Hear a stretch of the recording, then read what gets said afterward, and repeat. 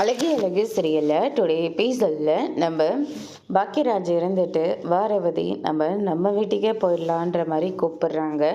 அதுக்கு அடுத்ததாக இதை கேட்டோன்னே தங்கராஜ் ரொம்பவே அதிர்ச்சி ஆகுறாரு.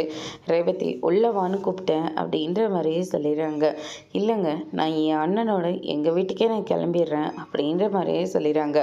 ஏன்னா கூட இருக்கிற போது அந்த அருமை உங்களுக்கு தெரியாதுங்க, கூட இல்லாத போதாச்சு என்னோட உணர்வுகளை நீங்கள் புரிஞ்சுக்கிறீங்களான்னு நானும் பார்க்குறேன் அப்படின்னு சொல்லிட்டு நம்ம பாக்கியராஜ் சொன்ன மாதிரியே நம்ம ரேவதியும் பாக்கியராஜ் கூட கிளம்பி வந்துடுறாங்க. அதுக்கடுத்து தான் பார்த்திங்கன்னா மலர் எல்லாருமே எந்திரிச்சு வந்துடுறாங்க. வந்த உடனே பார்த்திங்கன்னா என்னாச்சுங்க, ரேவதியை வேற கூட்டிகிட்டு வந்திருக்கீங்க, நாம் நினச்ச மாதிரியே அங்கே ஏதாவது பிரச்சனையா அப்படின்னு சொல்லிட்டு கேட்கவும், மாப்பிள்ளை ரேவதியை வெளியே விட்டுட்டு அவர் உள்ளே சாத்திட்டு உட்காந்துக்கிட்டு இருக்காரு.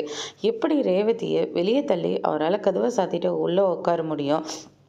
இந்த அன்டைமில் ரேவதி வெளியே உட்காந்து அழுந்துட்டுருக்கிற போது எனக்கு எப்படி இருந்துச்சு தெரியுமா அப்படின்ற மாதிரி சொல்லிடுறாங்க. அது என்ன வேணாலும் இருந்துட்டு போட்டுண்டா, ஆனால் அதுக்காக அந்த வீட்டில் இருந்து மாப்பிள்ளை எதிர்த்து உன்னால் எப்போ ரேவதியை கூட்டிகிட்டு வர முடிஞ்சுது அப்படின்ற மாதிரி சொல்லிடுறாங்க.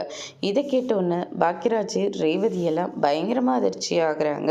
அதுக்கு அடுத்து தான் பார்த்தீங்கன்னா, அப்பா நம்ம வீட்டு பொண்ணுப்பா வெளியே உட்காந்து கஷ்டப்பட்டுட்டு இருக்காப்பா, எப்படிப்பா விட்டுட்டு வர முடியும் அப்படின்ற மாதிரி சொல்லிடுறாங்க.